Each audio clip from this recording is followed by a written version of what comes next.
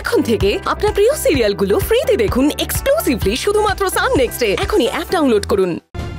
আমার অভ্যেস আছে ওজান, অভ্যেস ছিল।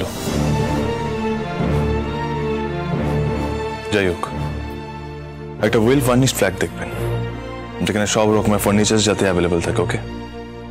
আর হ্যাঁ, ওনাকেই গিন্নি পোনা করে টাকা বাঁচাতে বারণ করে দেবেন, ঠিক আছে? সে না হয় বুঝলাম, কিন্তু বৌদির জন্য যেমন আলাদা ঘরের কথা বলছিস, তোর আর পূর্ণার জন্য কি আলাদা ঘর হলে ভালো হয়? আমার মনে হয় শুভদা ঠিকই বলছি। তোমাদের তো নতুন বিয়ে হয়েছে ওজান, সবসময় আমাদের বুড়ো বুড়িদের মধ্যে থাকলে তোমাদের কি ভালো লাগবে বলো? কালকে যেরকম ওষুধ কিনতে গিয়ে ঘন্টার পর ঘন্টা বাইরে ছিলে, সেরকমই কিন্তু প্রায়ই থাকতে হবে। আর শীতকালে এরকম ভাবে বাইরে থাকলে তোমাদের তো নিউমোনিয়াও হয়ে যেতে পারে, তাই না?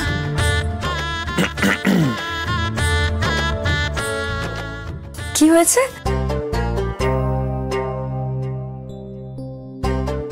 এই তো, কোথায় গিয়েছিলে তুমি পূর্ণা? সকাল থেকে উজান তোমাকে খুঁজছিল, বললো না বেরোবে, ওটি আছে। হ্যাঁ জানি তো, ওই জন্যই তো আমি দই আনতে গেছিলাম। আসলে এত বড় একটা ওটি তো, তাই ভাবলাম একটু দই নিয়ে আসি। এখানে তো বাড়ির মতো ব্যবস্থা নেই, তাই দোকান থেকে ছুটে নিয়ে এলাম। তাই আপনি দোকানে গেছিলেন নাকি গুনগুনকে ফোন করতে গেছিলেন সবার থেকে লুকিয়ে? কোনটা? আপনি একটু দইটা মুখে নিন। দই খেয়ে ওটি করার প্রয়োজন আমার নেই। আমি এত বছর বিদেশে ডক্টরি পড়েছি, প্রচুর ওটি করেছি, প্রচুর অপারেশন করেছি, তখন আমাকে দই খাওয়ানোর কেউ ছিল না। শুভ, আমার সাথে কথা বললে আমি সরাসরি বলতাম, কিন্তু আমার সাথে তো কথা বলে না। তুমি একটু তোমার ছেলেকে বুঝিয়ে বলো, কিছু কিছু সংস্কার মেনে চললে কোনো ক্ষতি হয় না, বরং ভালো।